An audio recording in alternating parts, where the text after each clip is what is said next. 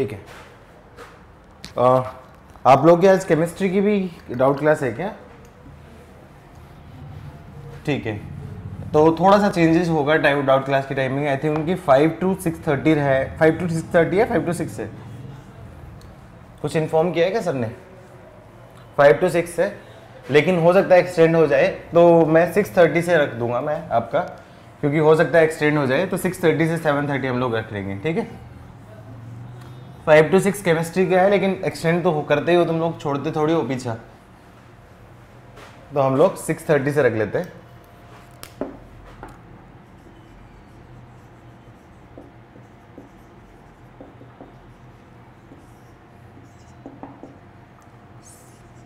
Six 15 से कर लेते हैं ना, 6:30 के बजाय।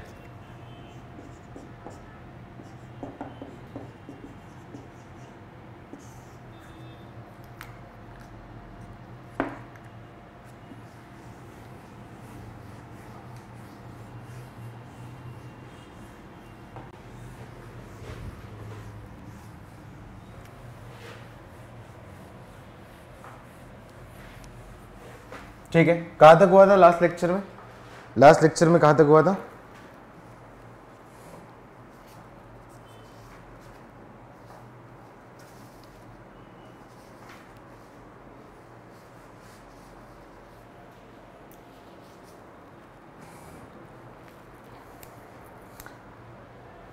Independent event, okay. कौन सा हुआ था वो? 5 बल्ब वाला हो गया था ना, 5 defective bulb. Okay okay okay okay, ठीक है। चलो, तो ये जो सारी चीजें पढ़ी थी हमने 2 इवेंट्स के लिए किया था, अब 3 इवेंट्स के लिए। ये भी आपका क्या सेम टू सेम जैसा आप लोगों ने पढ़ा था सेट्स में।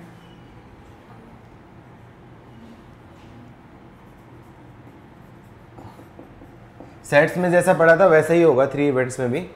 क्या करना है इसमें, सबसे पहले रीजन बनाओ। कोशिश करो कि ये 3 इवेंट्स वाला क्वेश्चन है, रीजन की हेल्प से करोगे ज़्यादा बेटर रहेगा।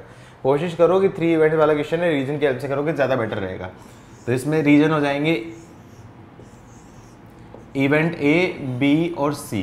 रीजन देखूंगा तो रीजन मतलब ये 1 2 3। 1 का मतलब क्या हो गया आपका ए ओनली, 2 का मतलब क्या होगा आपका बी ओनली, 3 का मतलब क्या होगा आपका सी ओनली, 4 5 6 7 और 8। 4 का मतलब क्या हो गया ए एंड बी ओनली, 5 का मतलब क्या होगा बी एंड सी ओनली, और 6 का मतलब क्या हो गया ए एंड सी ओनली, और रीजन का 7 का मतलब क्या है ए बी सी ऑल। अच्छा, अब मान लो मुझे किस निकालना है, कुछ निकालना है, मान लो ए निकालना है, प्रोबेबिलिटी ऑफ ए निकालनी है। तो ए का मतलब कौन कौन से इवेंट आ जाएंगे, ए में ये सारे एलिमेंट आ जाएंगे 1 + 4 + 6 + 7। बी निकालना है, बी निकालना है तो बी में पूरा सेट्स के एलिमेंट आ जाएंगे 2 + 4 + 5 + 7। मान लो सी निकालना है, सी निकालूंगा तो क्या आ जाएगा, सी के सारे एलिमेंट 3 + 5 + 6 + 7। मान लो कुछ और निकालना है मुझे, ए एंड बी निकालना है, ए एंड बी निकालना है। ए और बी मतलब क्या जाएगा, ये पूरा रीजन हो जाएगा, कौन सा हो जाएगा 4 + 7। अच्छा, रीजन 8 का मतलब क्या होगा नन।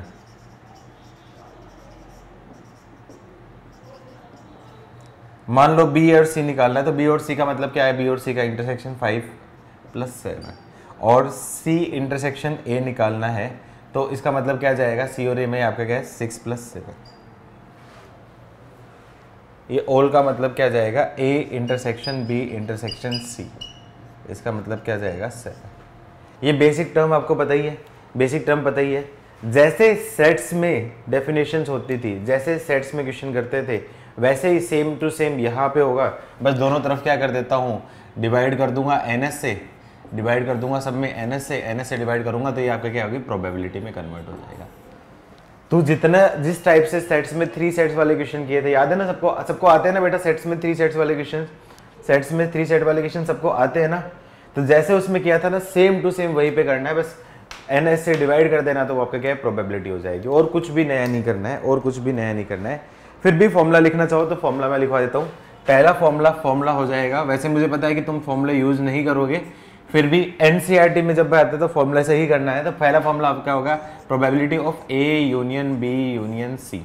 तो इसको क्या बोल सकता हूँ, आपका probability of A plus probability of B plus probability of C minus probability of A intersection B minus probability of B intersection C minus probability of C intersection A plus probability of A intersection B intersection C।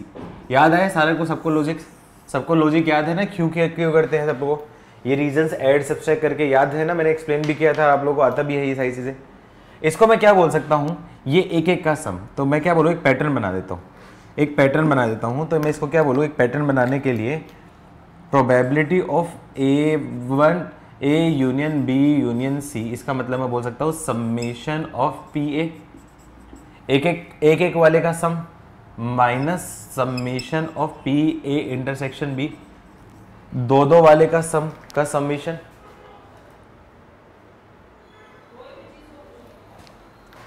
फिर plus summation एक ही बनता है तो मतलब PA intersection B intersection C। इससे मैं क्या करूं, एक जनरल रूल देने लगूं। यदि मैं एक जनरल रूल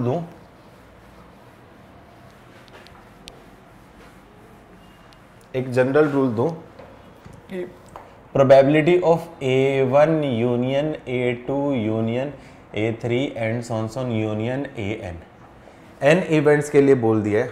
अब n इवेंट्स के लिए मैंने बोल दिया तो यहाँ पे क्या जाएगा, इसकी वैल्यू क्या आपका summation of PA1 minus alternately minus summation of PA1 intersection A2 minus plus summation of PA1 intersection A2 intersection A3 minus summation of PA1 intersection A2 intersection A3 intersection A4 and so on plus plus plus चलता रहेगा। ये एक आपका क्या है, general formula हो गया है। आई थिंक सब लोग को समझ में आया है, ठीक है, कर लोगे इस टाइप के। ये सेम टू सेम, कुछ नया नहीं पढ़ना, सारा वही टॉपिक है जो आप लोगों ने सेट्स में पढ़ा था। जैसा आपने सेट्स में पढ़ा था सब कुछ वैसा का वैसा है, कुछ भी नया नहीं है। बस डायरेक्टली आप यूज कर सकते हो ये फॉर्मूले को। फटाफट लिखो। अच्छा, यदि मैं बोलूं नोट में, यदि बोलूं if A B C are mutually exclusive event. अच्छा, म्यूचुअली एक्सक्लूसिव, और इसको मैं अलग बोलूंगा, वो केस अलग लिखूंगा। चलो पहले ये तक लिख लो, यहां तक लिख लो, तो जल्दी से लिखो।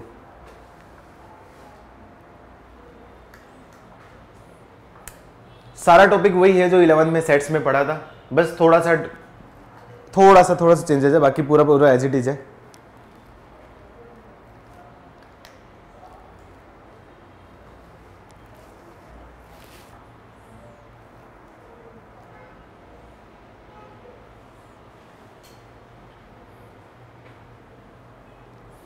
अब मैं डायरेक्टली ट्रिक बताता हूं फॉर्मूला याद करने की।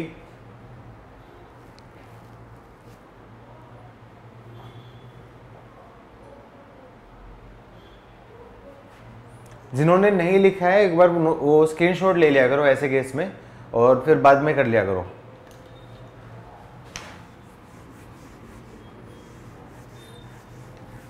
मैं लेफ्ट साइड ही रब कर रहा हूँ, राइट साइड नहीं रब कर रहा हूँ। अच्छा, लेट्स अज्यूम करो कि मुझे निकालना हो प्रोबेबिलिटी ऑफ एग्जैक्टली 1 A और B और C, मतलब एग्जैक्टली 1 हो, या तो A ओनली हो, B ओनली हो, या C ओनली हो। तो कैसे निकालेंगे, याद है सेट्स में क्या करते थे, एग्जैक्टली 1 कहां से निकलता था, PA में, PB में, PC में। अब ये वाला पार्ट आपका क्या है, 2 बार आ गया था तो 2 बार माइनस करना पड़ेगा। ये पार्ट आपका क्या है, 2 बार आ गया था, 2 बार माइनस करना पड़ेगा। ये पार्ट आपका क्या है, 2 बार आ गया था, 2 बार माइनस करना पड़ेगा। अब उससे क्या देखा कि बीच वाला पार्ट था, बीच वाला पार्ट तीनों में ऐड करूंगा तो 3 बार ऐड हुआ है, जबकि 2 into 3 मतलब 6 टाइम सब्सट्रैक्ट हो गया। तो 3 बाई ऐड हुआ है और 6 टाइम सब्सट्रैक्ट हुआ है, तो मतलब आपका क्या है, वो क्या जाएगा, +3 टाइम मुझे ऐड करना पड़ेगा। याद है ऐसा लॉजिक पढ़ा था तुम लोगों ने सेट्स में, याद है ऐसा लॉजिक पढ़ा था? ठीक है, अब इसका एक मैं पैटर्न बताता हूं, डायरेक्टली ये पैटर्न फॉलो होगा, हमेशा ये पैटर्न फॉलो होगा। क्या पैटर्न होगा? इसकी वैल्यू क्या जाएगी? समेशन ऑफ पी ए, एक एक का sum, minus 2 time of summation of P A intersection B, plus 3 time of summation, summation होगा नहीं, 3 ही इवेंट है, तो क्या जाएगा आपका P A intersection B intersection C. अब इसका बेनिफिट क्या होगा? मान लो यदि 4 सेट दे दिए, set A B C D 4 event दे दिए, तो इसकी वैल्यू क्या आपका? Summation of A minus 2 time of summation of A intersection B plus 3 time of summation of A intersection B intersection C minus 4 time of summation of A intersection B intersection C intersection D. इस तरीके से pattern ये follow होता है, pattern आपका क्या follow होता है। डायरेक्टली आप यूज कर सकते हो, बार बार लॉजिक बना के भी सोचने में भी टाइम नहीं लगेगा, डायरेक्टली याद रहोगे तो फिर अच्छा। बाकी मैं हमेशा सजेस्ट करता हूँ कि लॉजिक से ही करो, लॉजिक से करोगे तो गलत नहीं होगा, लेकिन डायरेक्टली यूज भी कर सकते हो, ये पैटर्न आ गया। अच्छा मैं बोलूं P none of ABC, P none of ABC का मतलब कौन सा रीजन होगा? पी इसका, अच्छा इसका एग्जैक्टली ये रीजन की हेल्प से करूंगा तो रीजन की हेल्प से क्या आएगा? एग्जैक्टली 1 फ्रॉम ए और बी और सी। रीजन कौन सा आएगा इसमें? रीजन आएगा आपका 1 आएगा एग्जैक्टली ए और एग्जैक्टली बी और एग्जैक्टली 3। यदि रीजन से सोचूंगा तो मेरे को 1 + 2 + 3 की वैल्यू निकालनी। बताओ ये क्या रीजन होगा? नन ऑफ एबीसी, एबीसी में से कोई भी ना हो, एबीसी में से कोई भी ना हो मतलब ए भी ना हो, बी भी ना हो, सी भी ना हो, मतलब ये हो गया। तो रीजन कौन सा होगा आपका? रीजन 8 हो जाएगा। रीजन 8 है। इसकी डेफिनेशन कैसे लिखेगा? कई बार आपको क्या इजी क्वेश्चन को भी जानबूझ के वो इस तरीके से देता है जिससे आप कंफ्यूज हो जाओ। वो मान लो ऐसा पूछ लेगा P A not intersection B not intersection C not, P A not intersection B not intersection C not. अब आपको निकालना पड़ेगा कि क्या है। मान लो ये दे दिया आपको, ऐसा दे दिया पी ए नॉट, ए भी ना हो एंड बी भी ना हो और सी भी ना हो, मतलब तीनों ही ना हो, तीनों ही ना हो मतलब कौन सा रीजन? ये। इन केस मान लो कुछ ऐसा दे दिया कि पी ए ना हो, बी ना हो, सी ना हो, सी हो, तो उस केस में मुझे क्या करना पड़ेगा? रीजन निकालना पड़ेगा। ए ना हो के कौन कौन से रीजन है, बी ना हो के कौन कौन से रीजन है, सी हो, उनमें से जो कॉमन होगा वो आपका क्या आंसर। लेकिन फिलहाल सी नोट। याद है एक थ्योरम पढ़ी थी, De Morgan theorem, De Morgan theorem पढ़ी थी आप लोगों ने, डी मॉर्गन थ्योरम पढ़ी थी सेट्स में। तो इसकी वैल्यू क्या थी? इसकी क्या थी? 1 universal set minus P A union B union C. तो वैसे इसको क्या बोल सकता हूं? आपका यूनिवर्सल क्या होता है? आपका probability 1 minus P of A union B union C. सारी चीज वही है जो सेट्स में पढ़ा था आप लोगों ने। लेट्स अज्यूम करो कि मैं कुछ रैंडम पूछता हूं, कुछ रैंडम पूछता हूं कि पी एटलीस्ट 2, पी एग्जैक्टली 2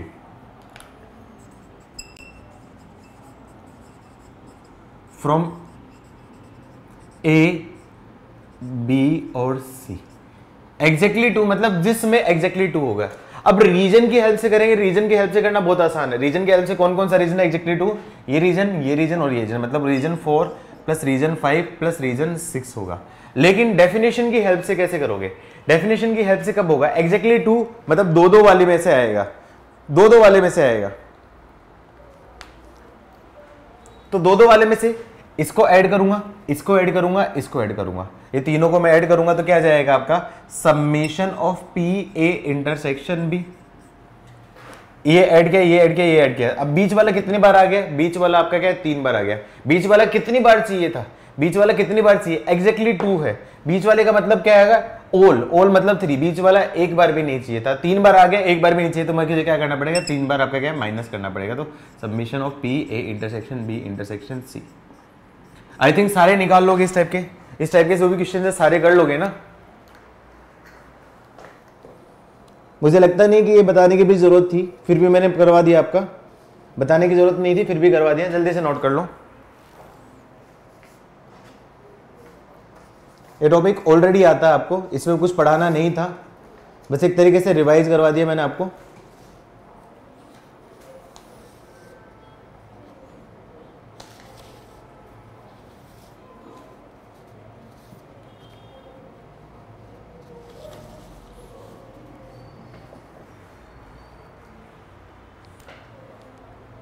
चलो एक प्रॉब्लम दे देता हूं जिससे थोड़ा कॉन्फिडेंस आ जाएगी इस टाइप के क्वेश्चन कैसे करते हैं। एक क्वेश्चन दे देता हूं, एक ही क्वेश्चन कराऊंगा, ज्यादा नहीं, क्योंकि ये तो ऑलरेडी आती है, इसके ऊपर ज्यादा टाइम नहीं देंगे। अच्छा डे 2 और डे 3 क्वेश्चन किए आपने, बन रहे बेटा? क्वेश्चंस बन रहे हैं ना मॉड्यूल में डे 2 और डे 3 के?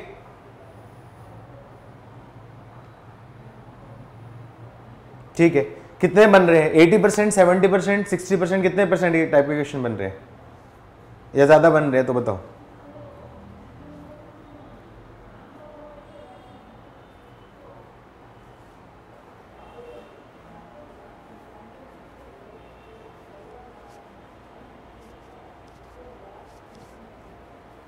ठीक है, ऑलमोस्ट सारे बन गए, very good.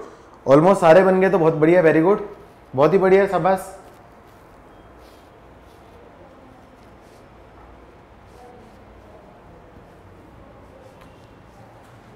P A B का मतलब मैंने बता दिया था बेटा, पी ए बी का मतलब होता है पी ए एंड बी।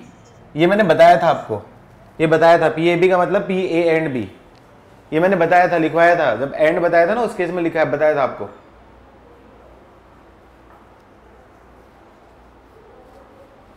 और ये कब होगा? इंडिपेंडेंट इवेंट होगा। इसका मतलब आपका क्या है? पी ए इंटरसेक्शन बी का मतलब क्या जाएगा? Indirectly P A into P B. हाँ, इंटरसेक्शन मतलब P A into P B हो जाएगा, इंडिपेंडेंट होगा तो।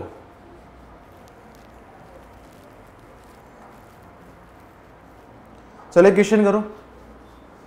सबने लिख लिया बेटा? मैं रब कर रहा हूं board.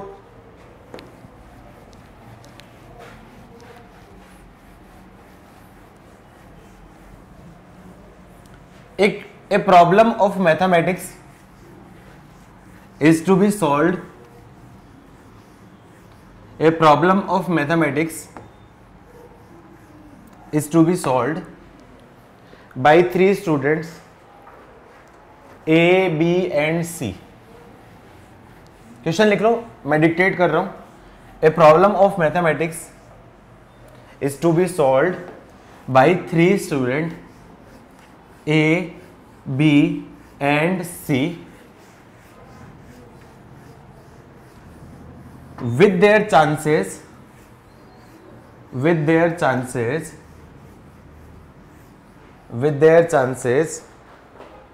of solving it, with their chances of solving it 1 by 2, 1 by 3, 1 by 2, 3 by 4 and 1 by 4 respectively।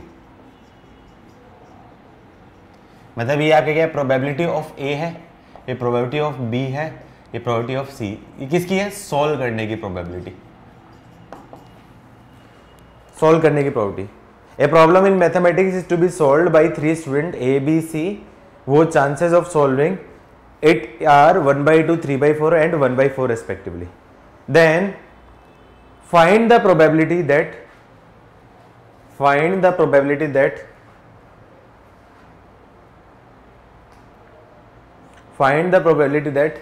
पहला पार्ट प्रॉब्लम इज सॉल्व्ड, सिर्फ इतनी लिखी है, प्रॉब्लम इज सॉल्व्ड, तो आपको समझना चाहिए कि क्या पूछा गया। Problem is solved. Second part solved by exactly 2 from A और बी और सी, solved by exactly 2 from A or B or C। Third part, if only one student is able to solve the problem।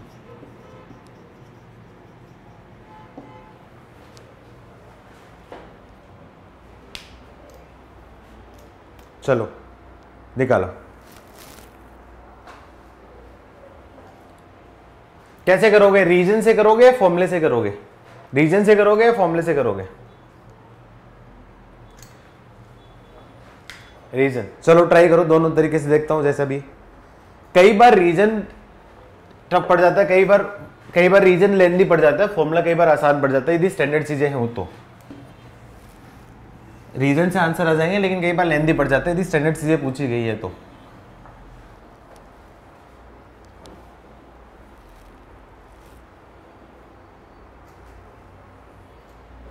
अब ये problem है, reason से करोगे तो दिक्कत आएगी। रीजन से क्यों नहीं करना, क्यों सजेस्ट कर रहा हूँ, क्योंकि सिर्फ इसमें ए बी सी इनकी सोल्व करने की प्रोबेबिलिटी दे रखी है, इसमें बाकी नहीं दे रखा कि ए इंटरसेक्शन बी क्या है, ए यूनियन बी क्या है, वो नहीं दे रखा है। ए इंटरसेक्शन बी क्या है, ए यूनियन बी क्या है, तीनों की प्रोबेबिलिटी वो क्या है। तो इसका मतलब ये जो सेट्स की हेल्प से नहीं होगा, ये लॉजिक की हेल्प से सोल्व होगा। ये सेट की हेल्प से नहीं होगा, लॉजिक की हेल्प से होगा। मतलब दोनों का मिक्स टाइप का कुछ फॉर्म का क्वेश्चन है। निकालो फटाफट आंसर, पहले का आंसर निकालो। अच्छा, अभी आपके पास ए इंटरसेक्शन बी और ए इंटरसेक्शन बी इंटरसेक्शन नहीं है, क्या निकाल सकते हो? क्या ए इंटरसेक्शन बी और A intersection B intersection C नहीं है, निकाल सकते हो? बिल्कुल निकाल सकते हो। हिंट दो, ए बी सी ये सारे के सारे इवेंट क्या है, इंडिपेंडेंट इवेंट्स है। ये सारे के सारे इवेंट्स क्या है, इंडिपेंडेंट इवेंट्स है। तो अपन इंडिपेंडेंट इवेंट की डेफिनेशन से मैं सारी चीज निकाल सकता हूँ। ये इंडिपेंडेंट इवेंट की डेफिनेशन से सारे निकाल सकता हूँ। पहले का आंसर है, काफी टाइम लगा दिया आप लोगों ने। पहला आंसर तो विद इन सेकेंड्स में भी आ सकता था, पहला आंसर तो विद इन सेकेंड्स में भी आ सकता था, 20 सेकंड में आराम से आ सकता था। 29/32, ठीक है। देखो पहला क्या है आपका, problem is solved.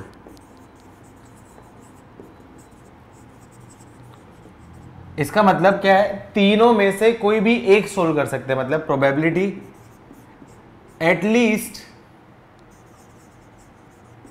One can solve, at least one can solve मतलब P A union B union C निकालना है। तो A union B union C, इसका फॉर्मूला क्या होता है आपका, summation of P A minus summation of P A intersection B और प्लस समेशन तो होगा नहीं, P A intersection B intersection C. अब A intersection B, B intersection C, C intersection A नहीं पता है, लेकिन वो निकाल सकते हैं क्योंकि A B C are independent events.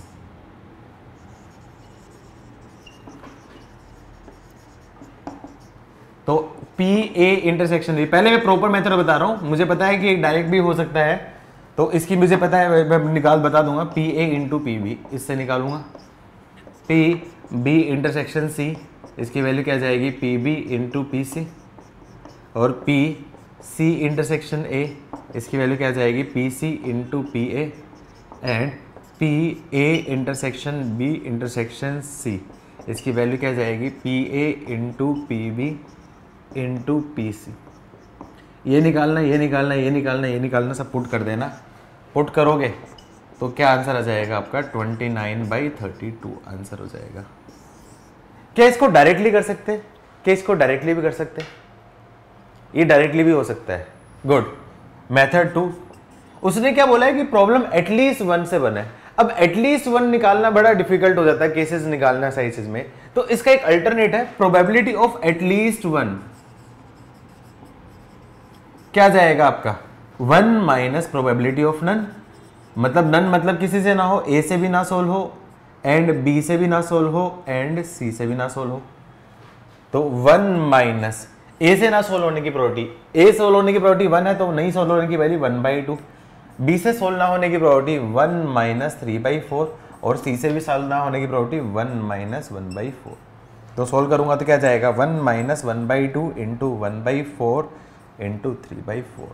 तो सोल्व करूंगा तो क्या जाएगा, 29/32। डायरेक्टली मैं आंसर निकाल सकता हूँ, डायरेक्टली आंसर निकाल सकता हूँ। ठीक है। सिमिलरली ये वैल्यू आ गई है, ये वैल्यू आ गई तो सेकंड और थर्ड फाइंड करना कंपैरेटिवली काफी आसान होगा। लेकिन सेकंड और थर्ड डायरेक्टली भी फाइंड कर सकते हैं, सेकंड और थर्ड डायरेक्टली भी फाइंड कर सकते हैं। आपने डायरेक्टली फाइंड कर रहे हो या फिर इन फॉर्मूले की हेल्प से फाइंड कर रहे हो? डायरेक्ट फाइंड कर रहे हो, इन फॉर्मूले की हेल्प से कर रहे हो, दोनों मेथड से आ जाएगा। डायरेक्टली भी कर सकता हूँ इन फॉर्मूले की हेल्प से। सेकंड की आपका क्या, मेथड 1 बाई फॉर्मूला। मेथड 2 उसने क्या बोला है, सोल्ड बाई एग्जैक्टली 2।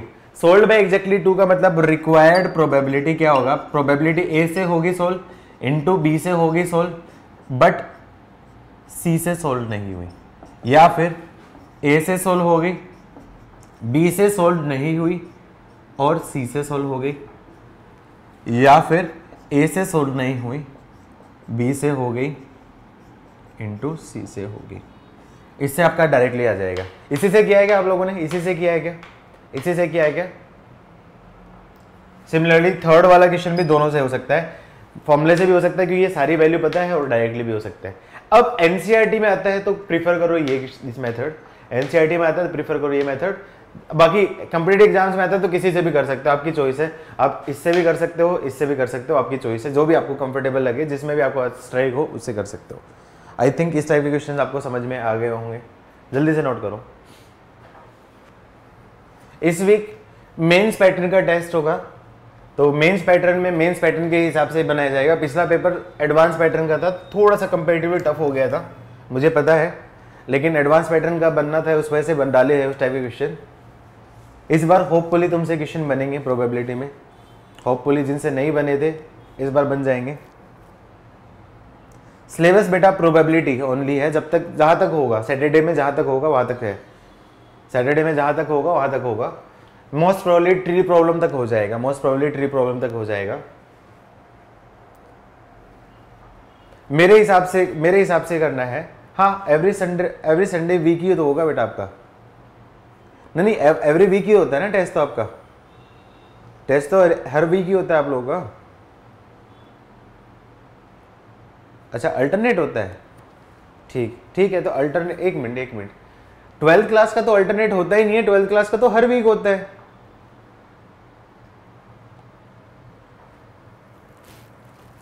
अरे नहीं मेरे भाई लोगों, स्टार्ट कर दिया है, हर वीक टेस्ट करना स्टार्ट कर दिया है। आप लोग की छुट्टियां थी ना, इसलिए नहीं हुआ था।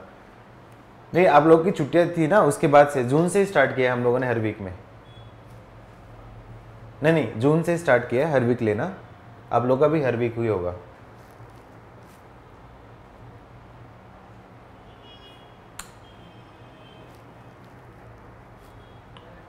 सिलेबस नहीं है, मैं भिजवा दूंगा, सिलेबस भिजवा दूंगा, डोंट वरी। नोट हो गया? बताओ, जल्दी से नोट करो, आगे पढ़ते हैं।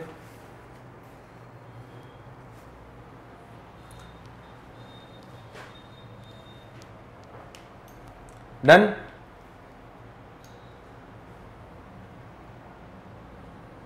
ठीक है, डेफिनेशंस और पूछ लेते, क्योंकि जेई मेंस में आई थिंक 2-3 बार में इस टाइप के क्वेश्चन पूछ जाते हैं कि A B event C event दे दे और ऑप्शन दे दे कि events are mutually exclusive but pairwise, not pairwise mutually exclusive, और कंडीशनल आपका क्या है, इंडिपेंडेंट। इस टाइप के ऑप्शन दे देता है। तो इस टाइप के ऑप्शन इनकी डेफिनेशन नहीं पता होगी तो फिर नहीं बन पाएंगे। ये क्वेश्चन पूछे गए हैं, जेई मेंस में पूछे गए हैं, डायरेक्टली डेफिनेशन पे बेस्ड क्वेश्चन पूछे गए हैं, तो आपके भी पूछे जा सकते हैं, बिल्कुल पूछे जा सकते हैं।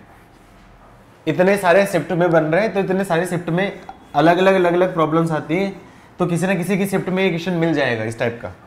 इंडिपेंडेंट इवेंट्स का, pair wise independent, mutually exclusive event, 1 या 2 शिफ्ट में डेफिनेटली मिलेगा।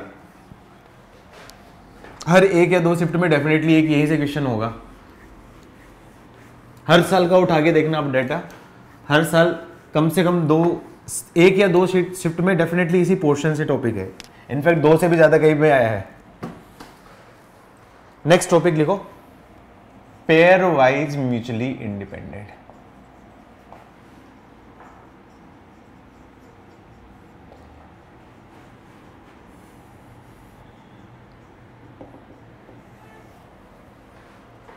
पेयर वाइज मतलब पेयर से भी एक दूसरे से म्यूचुअली इंडिपेंडेंट होंगे। तो कब होंगे बताओ, कब होंगे पेयर से, पेयर वाइज म्यूचुअली इंडिपेंडेंट कब होंगे? पेयर वाइज मतलब पेयर में भी आपके क्या म्यूचुअली इंडिपेंडेंट होंगे। कब होगा?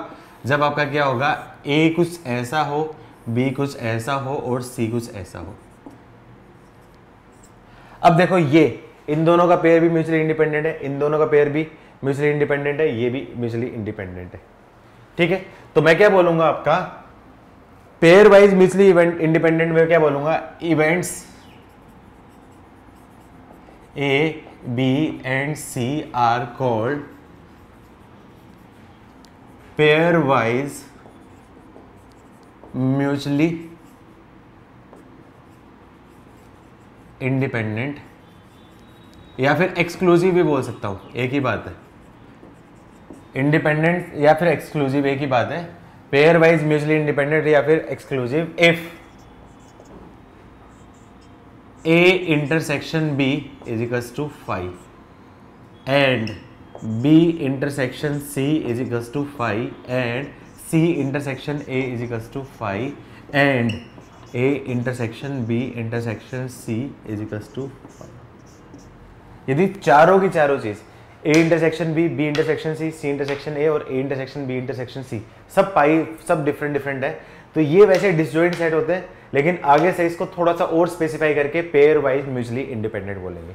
वैसे तो डिसजॉइंट है लेकिन और स्पेसिफाई कर दिया इसका नाम pair wise mutually independent. Next definition है म्यूचुअली एक्सक्लूसिव। एक्सक्लूसिव बोलो या फिर इंडिपेंडेंट बोलो, एक ही बात है, but not pairwise. Mutually exclusive but not pairwise. Mutually exclusive मतलब तीनों में कुछ कॉमन नहीं है लेकिन किन्हीं दो में कुछ कॉमन हो सकता है।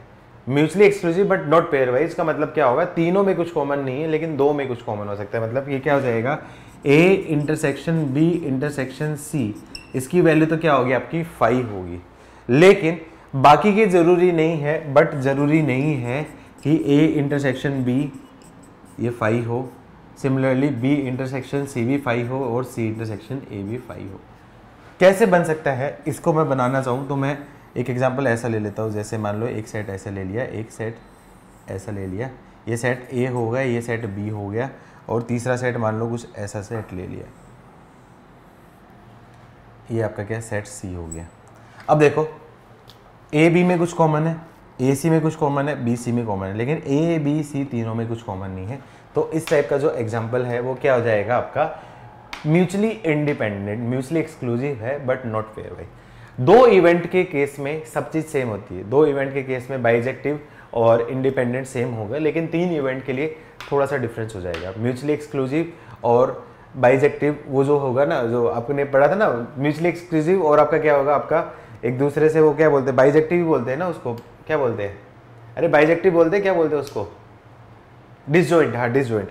म्यूचुअली एक्सक्लूसिव और डिसजॉइंट टू इवेंट्स के केस में सेम है, टू इवेंट्स के केस में म्यूचुअली एक्सक्लूसिव और डिसजॉइंट दोनों सेम है, लेकिन थ्री इवेंट्स के केस में दो पॉसिबिलिटी होती है। दो पॉसिबिलिटी क्या क्या हो सकती है, पेयर वाइज म्यूचुअली इंडिपेंडेंट या म्यूचुअली एक्सक्लूसिव, और दूसरा होता है mutually exclusive but not pair wise. ये दोनों पॉसिबिलिटी है। तीन इवेंट में इस टाइप से ऑप्शन मिलेंगे। दो इवेंट में कोई फर्क नहीं पड़ेगा, दोनों में सेम ही होता है। दो इवेंट में तो कोई फर्क नहीं पड़ेगा, दोनों में डेफिनेशन सेम ही होगी। आया क्वेश्चन समझ में?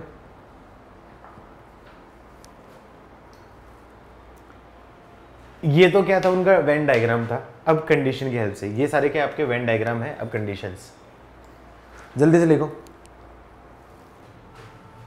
बी इंटरसेक्शन सी, देखो ना वो लास्ट में बी इंटरसेक्शन सी 5 कैसे, अरे 5 नहीं है ये, डज नॉट बिलोंग्स टू 5 है, डज नॉट बिलोंग्स टू 5 है। हाँ ऐसा कोई जरूरी नहीं है, कुछ भी हो सकता है, मान लो कुछ ऐसा बन गया, ऐसा कोई जरूरी नहीं है, मतलब पर उसको मैं ये नहीं बोलूंगा, नॉट पेयर वाइज नहीं बोलूंगा, मतलब कोई भी एक पर्टिकुलर कंडीशन। ये मैंने एक एग्जांपल दिया है, कोई एक एग्जांपल दिया है।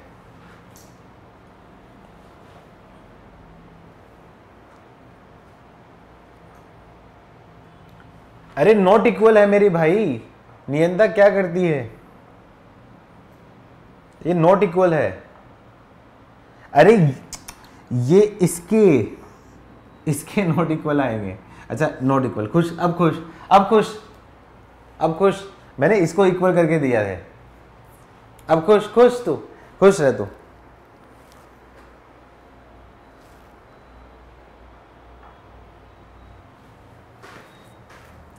अरे मेरी ट्यूबलाइट, कोई बात नहीं, चलो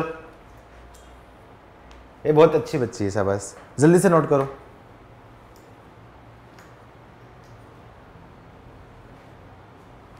अच्छा अब कंडीशंस, ये तो क्या थी, वेन डायग्राम था। अब कंडीशंस, अब दो टाइप की चीजें पूछ सकता है, पेयर वाइज इंडिपेंडेंट और पेयर वाइज म्यूचुअली एक्सक्लूसिव, और ऐसे टाइप से दो डिफरेंट चीजें पूछ सकते हैं।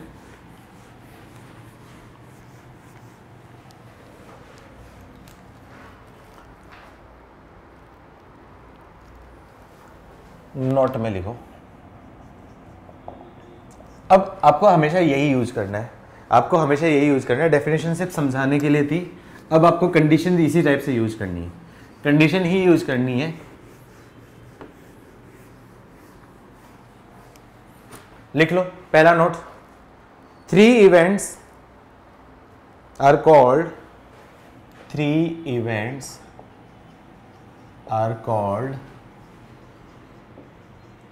Pair wise independent. इफ आपको यही यूज करनी है, पुराना भूल जाओ, जैसा भी था पुराना भूल जाओ, वो समझाने के लिए था, आपको बस यही यूज करना है। ये कंडीशन ही होती है, ये आपका आंसर देगा। If P A intersection B is equals to P A into P B and P B intersection C is equals to P B into P C and P C intersection A is equals to P C into P A. ये तीनों condition को satisfy करे तो उस case में क्या हो जाएगा आपका, 3 इवेंट्स ए बी सी मैं बोल देता हूँ, A B C are called pairwise independent, not to 3 events ABC are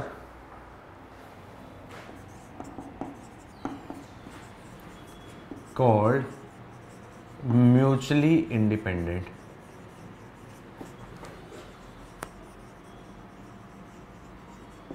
condition कब होगी, इफ ऑल पॉसिबल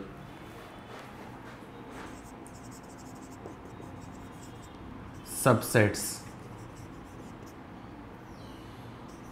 जितने भी पॉसिबल सबसेट्स होते हैं ऑफ इवेंट्स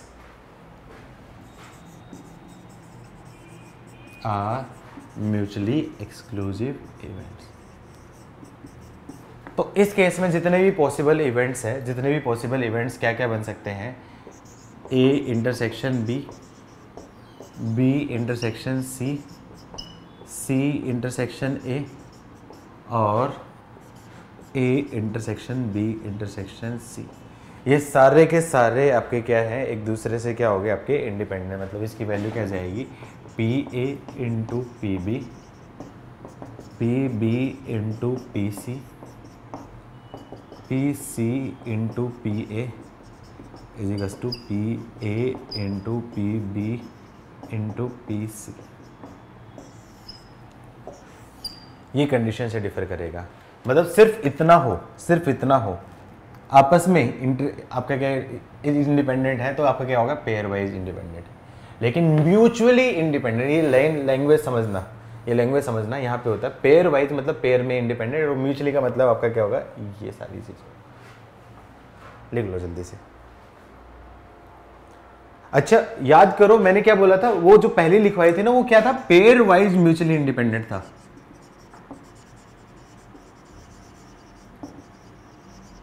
तो पेयर वाइज म्यूचुअली इंडिपेंडेंट ये बना था। अब 3 चीज बताई है मैंने, pair wise independent, mutually independent और पेयर वाइज म्यूचुअली इंडिपेंडेंट, इस टाइप की चीजें बताई है। आपको देखना है कि कौन सी चीजें क्या है। ये आपका क्या है, वेन डायग्राम 2 वाला है, मतलब वेन डायग्राम 2 वाला इस टाइप का वेन डायग्राम 2 नहीं, ये अलग ही वेन डायग्राम है, ये अलग वेन डायग्राम है। जैसे आपका क्या है कुछ इसको कैसे बनाऊंगा, मतलब ये बनाना थोड़ा डिफिकल्ट है, लेकिन ये अलग टाइप का है। ये वेन डायग्राम 1 टाइप का अलग, ये वेन डायग्राम 1 टाइप का है। यहां तक नोट किया बेटा?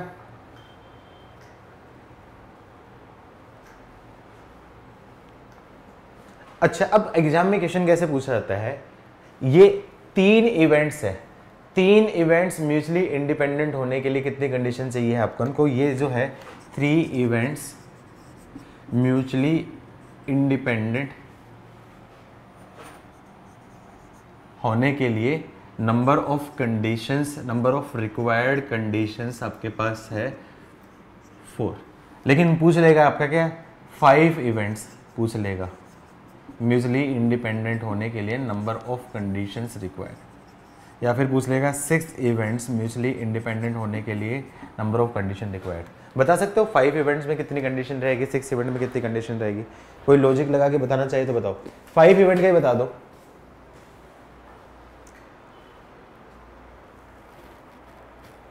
5 इवेंट में थोड़ी सी बुद्धि लगा के सोचो, मैंने क्या लिखा है, all possible subset of events, all possible subset of events are mutually independent. थोड़ी बुद्धि लगा के बताओ 5 इवेंट म्यूचुअली इंडिपेंडेंट होने के लिए कितनी कंडीशन होगी, जल्दी से बताओ। 26, वेरी गुड, बहुत बढ़िया, बिल्कुल सही, बिल्कुल सही जा रहे हो, बिल्कुल सही जा रहे हो। तो एक फॉर्मूला लिखवा देता हूं, एक फॉर्मूला लिख लो, number of conditions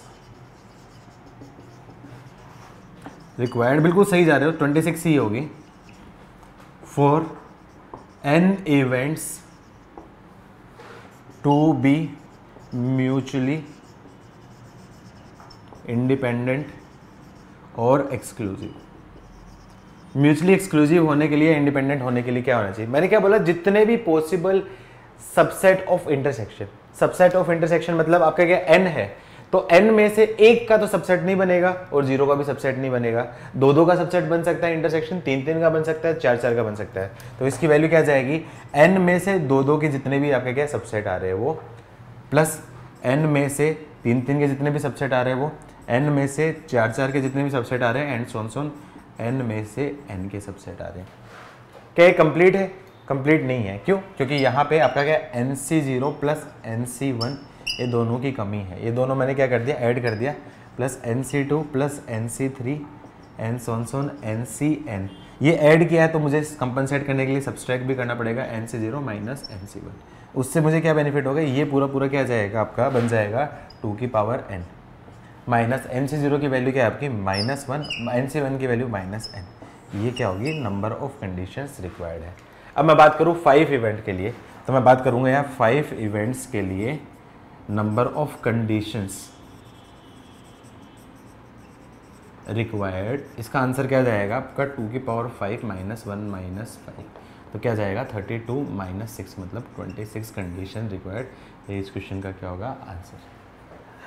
I hope यहाँ तक सारी चीज़ें समझ में आई है सबको।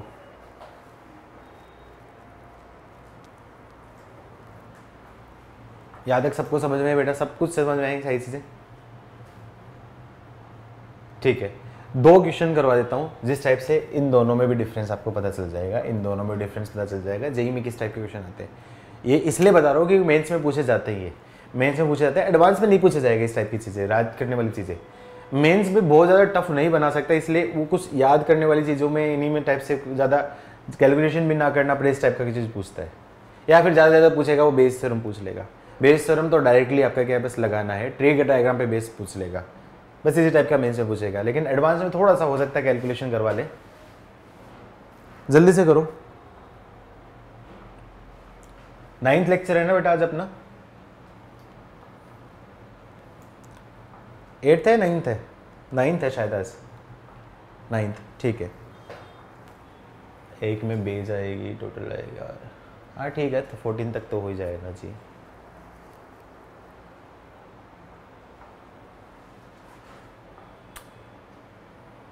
सैटरडे का लेक्चर में मिस करना कोई भी, क्योंकि सैटरडे के लेक्चर में काफ़ी इंपॉर्टेंट चीज़ आएगी, थोड़ी सी टफ भी आएगी।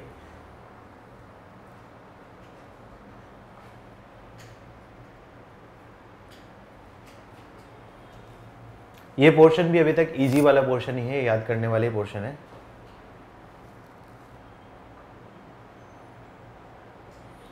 इनफाइनाइट वाले में भी मैं एज ए ट्रिक की तरह बता दूंगा आपको, कोशिश ये रहेगी कि एज ए ट्रिक की तरह बता दूंगा जिससे आपको याद रख सकते हो। बाकी ट्रिक वगैरह मैं सजेस्ट नहीं करता प्रोबेबिलिटी में, मैं हमेशा सजेस्ट करता हूँ कि लॉजिक से करना, फिर भी किसी को डायरेक्टली करना है तो मैं ट्रिक भी बता दूंगा उसका एप्लीकेशन की, कल करेंगे वो, नेक्स्ट जो लेक्चर रहेगा। कल मेरा लेक्चर नहीं रहेगा, फ्राइडे आप लोग की छुट्टी है, सैटरडे की हमारी क्लास होगी नेक्स्ट, तो आप लोग कर लेना। डे 2 डे 3 तो आज मैं डिस्कस कर लूँगा, उसके बाद पीछे का स्टार्ट कर दो, लेवल 2 लेवल 3 में क्वेश्चन करना स्टार्ट कर दो। सिर्फ और सिर्फ बेस थ्योरम वाले क्वेश्चन और बाइनोमियल डिस्ट्रीब्यूशन वाले क्वेश्चन और ज्योमेट्रिक प्रॉब्लम वाले क्वेश्चन, 3 टाइप के क्वेश्चन अभी नहीं बनेंगे आपसे। Bayes theorem, binomial property distribution और आपका क्या है ज्योमेट्रिक प्रॉब्लम, 3 टाइप के क्वेश्चन अभी नहीं बनेंगे, बाकी बन जाएंगे ऑलमोस्ट। नोट हो गया, डन लिखो। फ्राइडे को आपकी क्लासेस नहीं है, फ्राइडे को क्लासेस नहीं है, आपका शेड्यूल चेंज किया है थोड़ा सा, मंडे से थर्सडे और सैटरडे क्योंकि फ्राइडे आप लोग का स्कूल में ज़्यादा होता है ना, इन केस फ्राइडे को स्कूल में आपका ज़्यादा रहता है ना। हाँ, इसी वजह से फ्राइडे की को चेंज किया थोड़ा सा। कई बार स्कूल की वजह से थोड़ा सा डिस्टर्बेंस तो रहता ही है।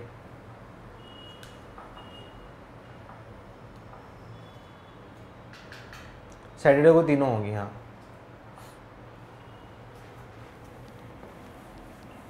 बाकी फ्राइडे ऑप्शनल रख सकते हैं इनकेस तुम लोग को रिक्वायर्ड है। इनके देखो फ्राइडे रखा है एक्स्ट्रा के लिए, इनकेस तुम लोग को रिक्वायर्ड है तो हम फ्राइडे को क्लास रख सकते हैं। तुम बस किसी को इशू नहीं है तो फिर मैं रख लूँगा 2 घंटे की, मुझे कोई इशू नहीं है। वो चॉइस के ऊपर डिपेंड करता है।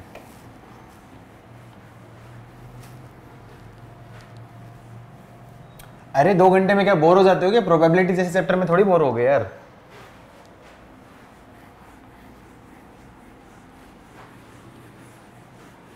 बस एक ये लास्ट चैप्टर है, इसके बाद एक वेक्टर पे थोड़ी सी दिक्कत आएगी, बाकी मैथ्स झेल जाओगे 12th की। इसके बाद एक वेक्टर और होगा जिसमें थोड़ी सी और प्रॉब्लम हो सकती है, मतलब थोड़ा सा अलग जा सकता है, स्लो भी जा सकता है, थोड़ा सा हो सकता है तुम लोगों को अच्छा भी नहीं, कंफर्टेबल ना लगे। लेकिन बाकी कैलकुलस के चैप्टर सारे इंटरेस्टिंग होंगे, मज़ेदार होंगे।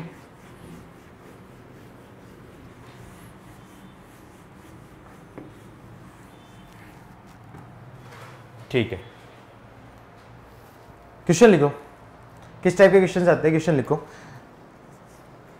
बहुत इजी क्वेश्चन टाइप का है, बहुत ही इजी टाइप का क्वेश्चन है। इसी टाइप के क्वेश्चन मेंस में पूछ जाते हैं। मेंस में क्या है, अननेसेसरी का लेंथी बना देगा, बाकी क्वेश्चन में ऐसा दम नहीं होगा।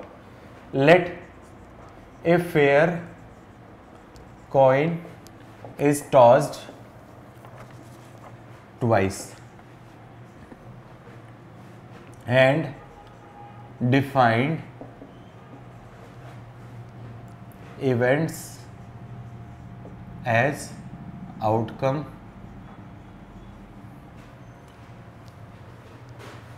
A इवेंट क्या है? First toss result in head. B event क्या है? Second toss result in head. और C इवेंट क्या है? There is at least one head. अब उसके बाद क्या होते हैं, जेई मेंस में ऑप्शन दिए होंगे। A and B are mutually independent. A, B and C are mutually independent. C and A are mutually independent. A and B and C are pairwise mutually independent. A, B, C are pairwise independent but not mutually. इस type के ऐसे दे देगा। वो option आपको देखना है। तो मैं क्या कर देता हूँ, then check whether events A, B, C are pairwise independent or not।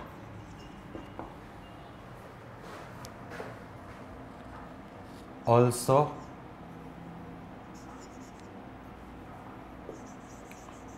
mutually exclusive events or not। क्या आंसर है? नॉट पेयर वाइज, और पेयर वाइज ही नहीं है तो म्यूचुअली एक्सक्लूसिव इवेंट भी नहीं होंगे। पेयर वाइज ही नहीं है तो म्यूचुअली एक्सक्लूसिव इवेंट्स भी नहीं होंगे, म्यूचुअली इंडिपेंडेंट या भी नहीं होंगे। ठीक है, क्या करूंगा? सबसे पहले sample space. If fair coin is tossed twice, तो सैंपल स्पेस क्या होगा आपका? या तो हेड हेड बने, या फिर हेड टेल बने, या फिर टेल हेड बने, या फिर टेल टेल बने। यही सैंपल स्पेस होगा। ए इवेंट्स, ए इवेंट में क्या है? First toss result head. First toss head आए, सेकंड टॉस कुछ भी हो सकता है। सेकंड टॉस आपका क्या, हेड भी आ सकता है, टेल भी आ सकता है, मतलब फर्स्ट हेड आए सेकंड टेल भी आ सकता है, दो ही पॉसिबिलिटी हो जाएंगी। B event, second toss result head, तो मतलब सेकंड आपका हेड आए, सेकंड हेड आए, तो क्या हो सकता है? फर्स्ट हेड भी आ सकता है और फर्स्ट टेल भी आ सकता है, दो हो जाएंगे।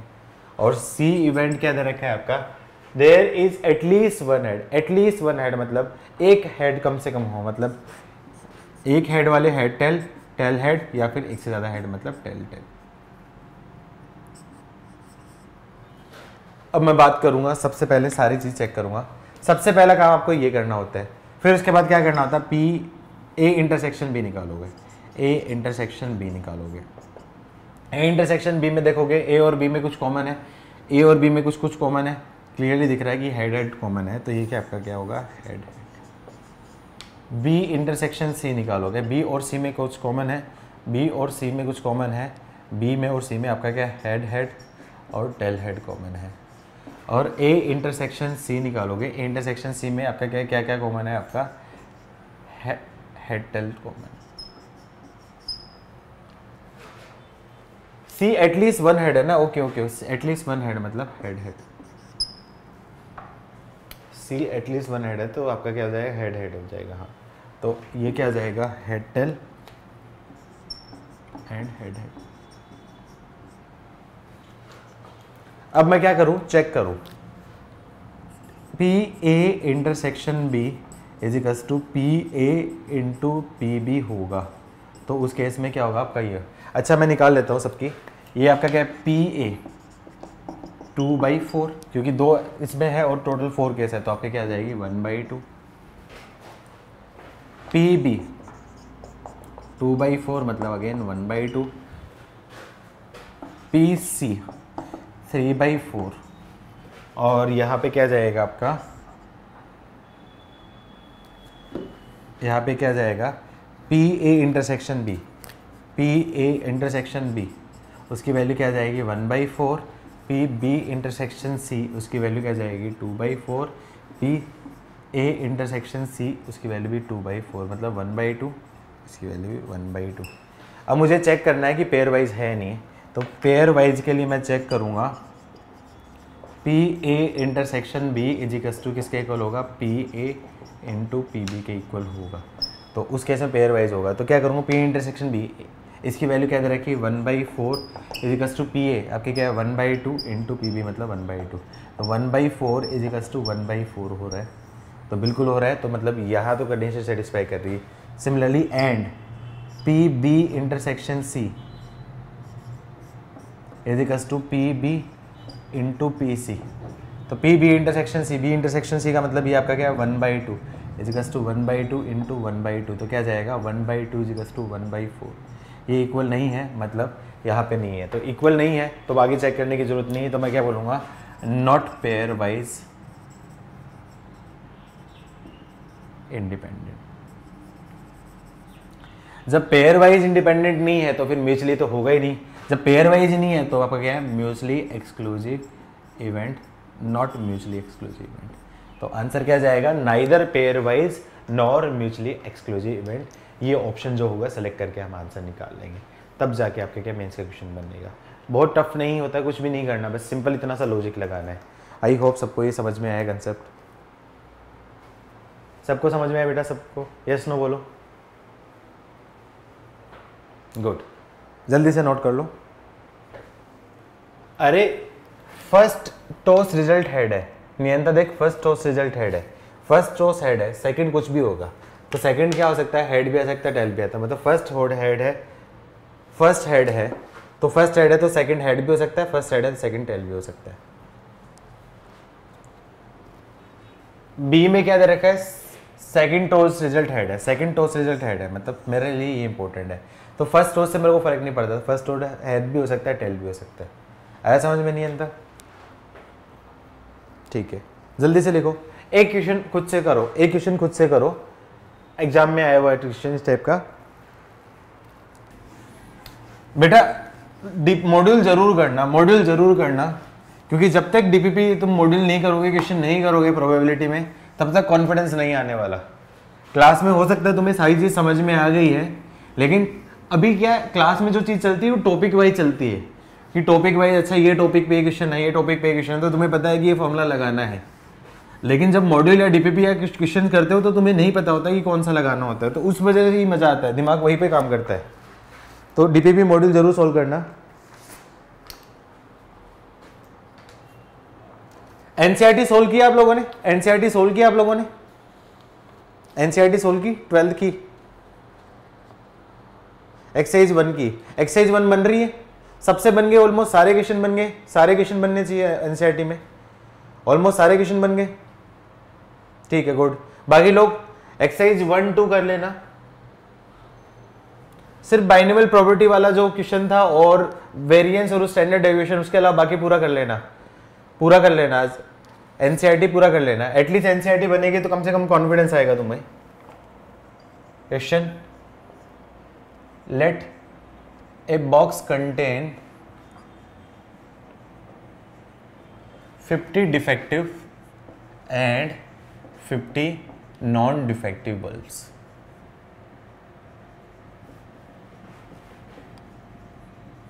Let a box contain 50 defective and 50 not defective bulbs, and 2 of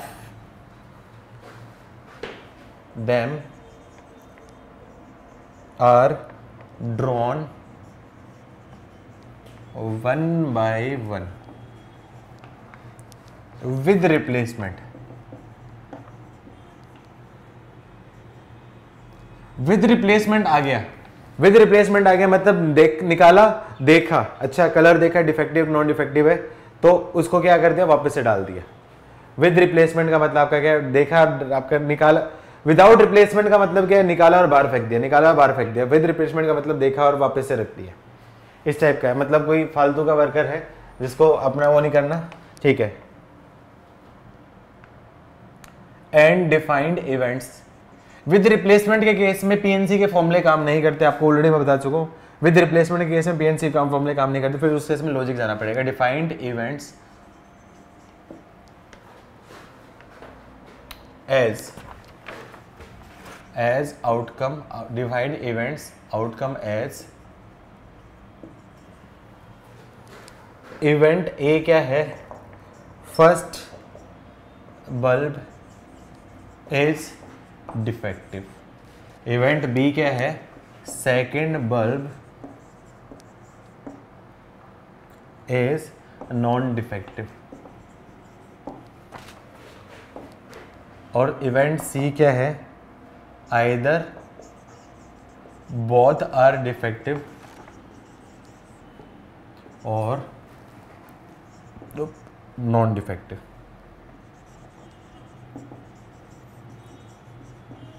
या तो दोनों डिफेक्टिव हो या फिर दोनों नॉन डिफेक्टिव हो। Then find whether they are pairwise independent और नॉट ऑल्सो म्यूचुअली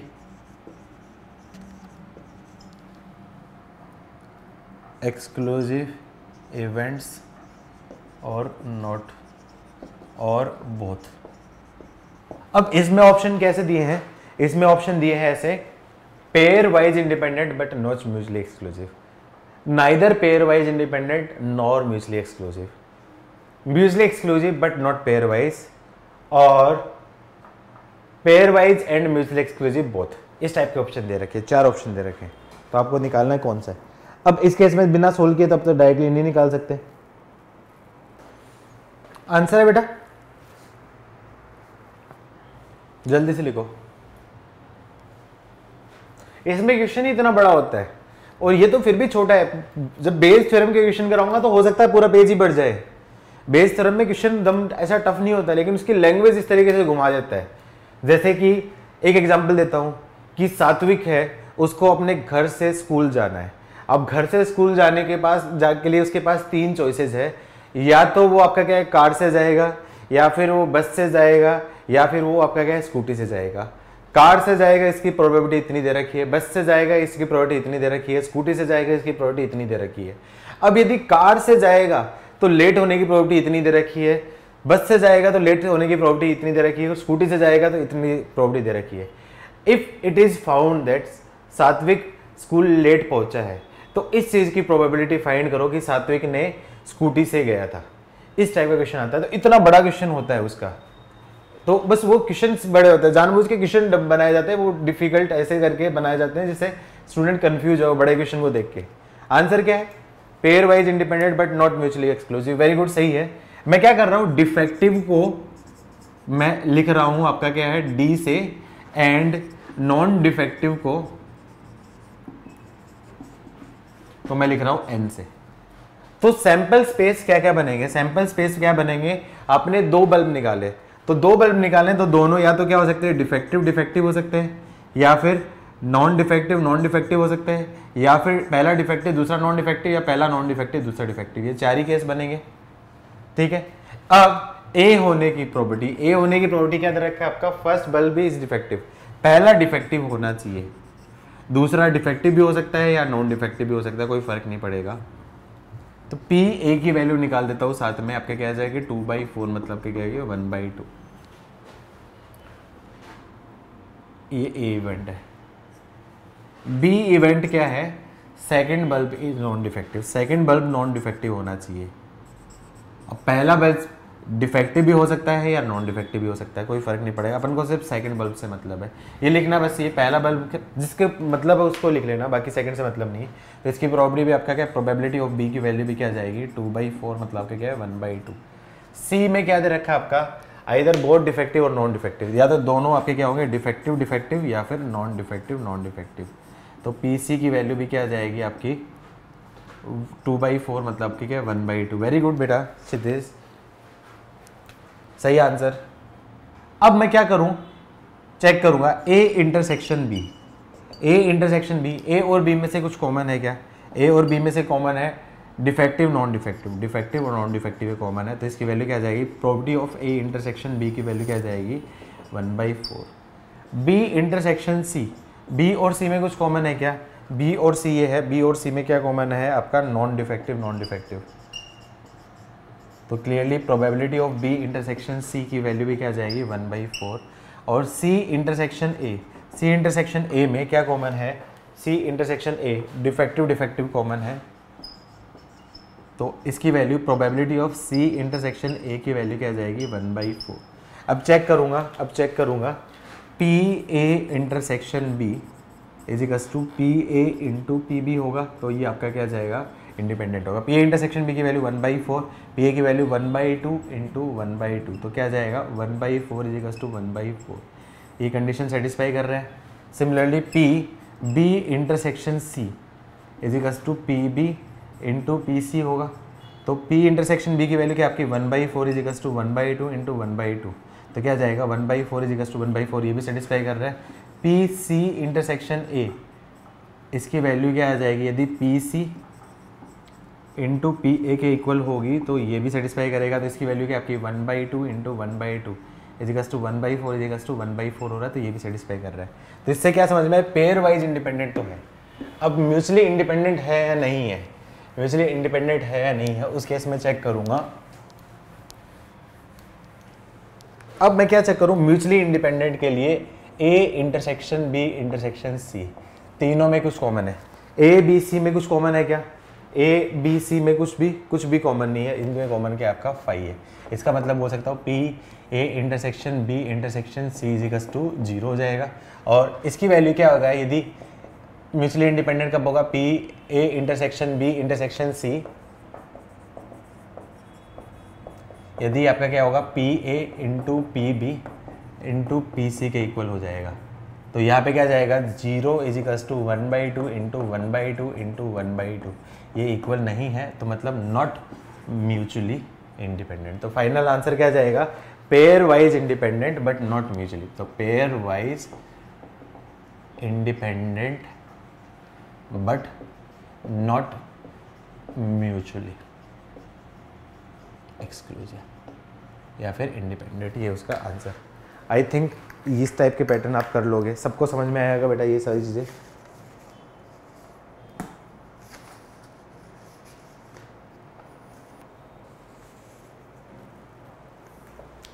डन लिखो जल्दी से, नोट हो गया, डन लिखो।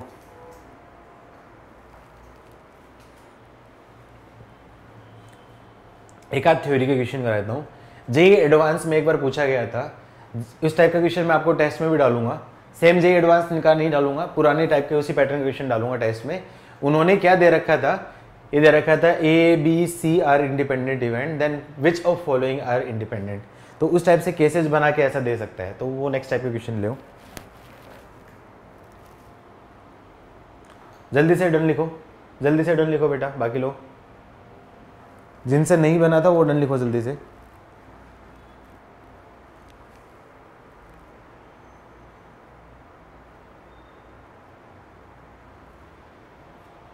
कुशल क्या डाउट है बेटा?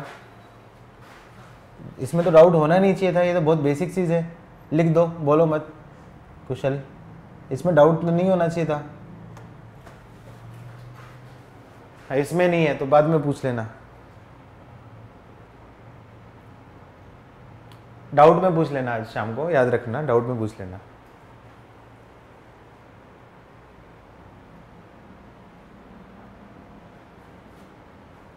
ठीक है, जल्दी से नोट करो, मैं रब कर रहा हूं। आज जिसने भी नहीं किया डे 2 डे 3 घर पे जाके आज ट्राई कर लेना। डाउट से पहले मैं कोशिश करना कि ज्यादातर बच्चे अटेंड करें डाउट में।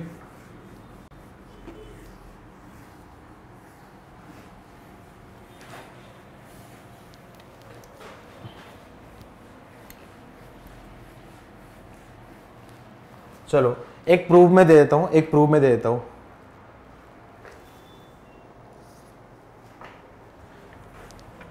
क्वेश्चन है if A B C are mutually independent events,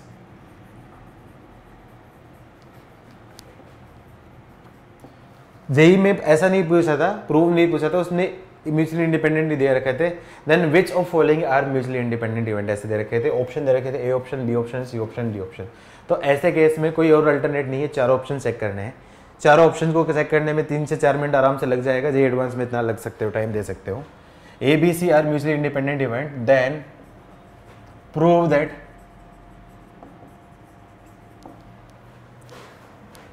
A union B and C are also independent events। आगे भाई लोगों, आगे भाई लोगों, ठीक है। क्या करना है, ये म्यूचुअली इंडिपेंडेंट है। ये म्यूचुअली इंडिपेंडेंट का मतलब क्या है, ये प्रूव करना है कि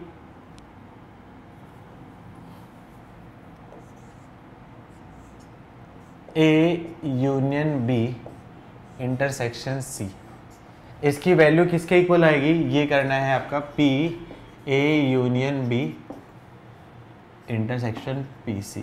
ये प्रूफ करना है आपको, ये प्रूफ करना है। तो अपन डायरेक्टली तो कर नहीं सकते, डायरेक्टली तो कर नहीं सकते, तो थोड़ा थोड़ा सा हम लोग को सोचना पड़ेगा। तो सोचना क्या पड़ेंगे, ए इंटरसेक्शन बी, इसको यदि मैं x बोलूं, इसको y बोलूं, तो x इंटरसेक्शन y, उसका फॉर्मूला तो नहीं पता है, लेकिन यूनियन का पता है। तो थोड़ा ध्यान से देखो, यहां पे यूनियन, यहां पे इंटरसेक्शन, याद है कोई रूल, एक तरफ यूनियन एक तरफ इंटरसेक्शन, 2 से ज्यादा 3 सेट्स हो, एक तरफ यूनियन एक तरफ इंटरसेक्शन, याद है कौन सा रूल होता है आपका, डिस्ट्रीब्यूटिव। नहीं डी मॉर्गन नहीं बेटा, डिस्ट्रीब्यूटिव। तो बोल सकता हूं P A intersection C union B intersection C. इसको मैं क्या बोल देता हूं, यदि मैं x बोल देता हूं, इसको मैं बोल देता हूं y, तो x यूनियन y का p। तो इसका फॉर्मूला क्या होता था आपका, px plus py minus px intersection y, ये होता था।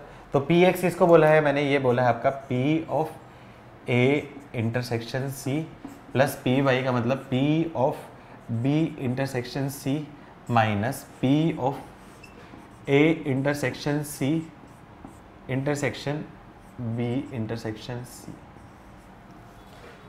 अब देखो ये क्या दे रखे, A B C are mutually independent events है। तो इस केस में मैं क्या बोल सकता हूं, पी ए इंटरसेक्शन सी की वैल्यू बोल सकता हूं P A into P C की, पी बी इंटरसेक्शन सी की वैल्यू बोल सकता हूं P B into P C. अच्छा अब लॉजिक से सोचो, A intersection C intersection B, A intersection C intersection B, A और सी का इंटरसेक्शन और बी और सी का इंटरसेक्शन, तो इसका कौन सा इंटरसेक्शन होगा? क्लियरली ये क्या बनेगा? A intersection B intersection C. समझ में है? वेन डायग्राम बना सकते हो या फिर लॉजिकली सोच सकते हो। वेन डायग्राम बना सकते हो, लॉजिकली सोच सकते हो। तो इसको तो मैं बोल सकता हूँ आपका P A into P C plus P B into P C, और ये भी इंडिपेंडेंट इवेंट है, ये भी इंडिपेंडेंट इवेंट्स हैं, तो यहाँ पे बोल सकता हूँ minus P A into P B into P C. थोड़ा ध्यान से देखो, पी सी इसमें भी है, इसमें भी है, इसमें भी है, तो क्या कर दिया? पी सी मैंने क्या कर दिया? कॉमन ले लिया। कॉमन लेने के बाद क्या बचेगा आपका? P A plus P B minus P A into P B. इसको वापस से लिख दो, इंडिपेंडेंट इवेंट है तो इसको बोल सकता हूँ आपका P C is equals to P C into P A plus P B. Independent तो उल्टा बोलता है पी ए इंटरसेक्शन बी, तो ये क्या चीज़ हो जाती है आपकी? P C into P A union B, तब जाके ये आपका क्या है? Hence prove. यही आपका आया। क्या सबने ऐसे किया था या कुछ और सेपरेट मेथड यूज़ किया था? क्या सबने ऐसे किया था या कुछ और सेपरेट मेथड यूज़ किया था? सबने ऐसे किया था या कुछ और यूज़ किया था? लिख लो। एक होमवर्क और दे रहा हूँ सेम इसी टाइप का। If A and B are two independent events and P C is an impossible event,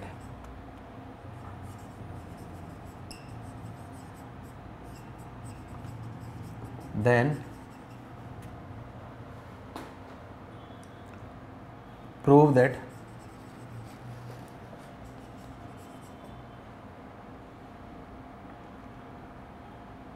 A, B, C are mutually independent events। आया समझ में? जल्दी से नोट करो।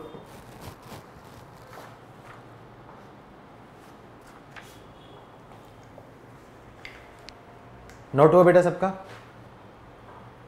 नोट हुआ? डन लिखो। एक छोटा सा सब टॉपिक डेफिनेशन और बताइए, कंडीशनल इंडिपेंडेंस, फिर ये खत्म हो जाएगा। कल से फिर मैं नया टॉपिक स्टार्ट करूंगा। एक जल्दी से और लिख लो, एक छोटी सी डेफिनेशन। नेक्स्ट पीरियड किसका? केमिस्ट्री का, फिजिक्स का है?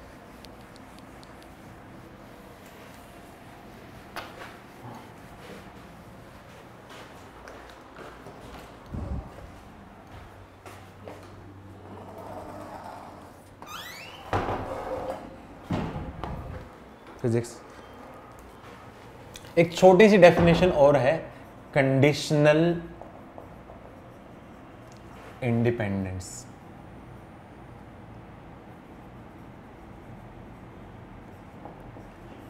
कंडीशनल इंडिपेंडेंस मतलब, कंडीशनल इंडिपेंडेंस क्या बताता है? कोई कंडीशनल प्रोबेबिलिटी वाले इवेंट के इंडिपेंडेंस के बारे में बताता है। कंडीशनल इंडिपेंडेंस क्या बताता है? कोई कंडीशनल कंडीशनल इवेंट की इंडिपेंडेंस के बारे में बताता है। टाइम हो गया मेरे हिसाब से, ये हम लोग नेक्स्ट टाइम ही करेंगे। टाइम हो गया आप लोगों का, कंप्लीट भी नहीं हो पाएगा, कोई बात नहीं। चलो फ्राइडे को एक्स्ट्रा क्लास ले लेनी चाहिए। डाउट क्लास बेटा 6:15 रख लेते हैं या फिर 6:15 रख लेते हैं, या फिर आप देख लेना कि इन केस यदि केमिस्ट्री की क्लास लेट छूट जाएगी तो फिर 6:30 से रख देंगे। In case chemistry class late हो जाएगी तो फिर ये होगा, वरना 6:15 से स्टार्ट कर देंगे आप लोग। ठीक है, मुझे मैसेज कर देना, मुझे एक मैसेज कर देना, कोई जितने बजे छूटेगी ना उसके हिसाब से मेरे को इन्फॉर्म कर देना। यदि केमिस्ट्री की क्लास ऑन टाइम छूट गई तो यहाँ पे हो जाएगा, फिर ये नहीं होगा। 8 o'clock तक नहीं एक्सटेंड करूंगा नियंता, तुम लोगों को काम दाम नहीं, मेरे को काम होते हैं।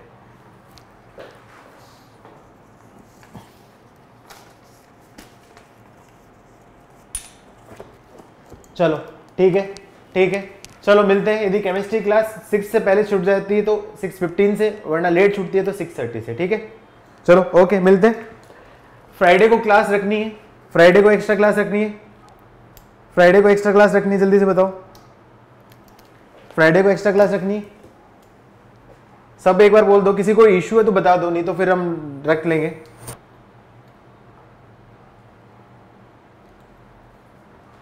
ठीक है, तो फ्राइडे यदि क्लास होगी तो 1.5 आवर की, ज़्यादा बड़ी नहीं, 12:15 से लेके 1:45 तक ही रखेंगे हम लोग, यदि होगी तो। मैं एक बार कंफर्म कर लेता हूँ कि यदि पॉसिबिलिटी है, कि इशू नहीं है तो फिर ये कंफर्म मान के चल लो, और मैं आपको इन्फॉर्म भी कर दूंगा।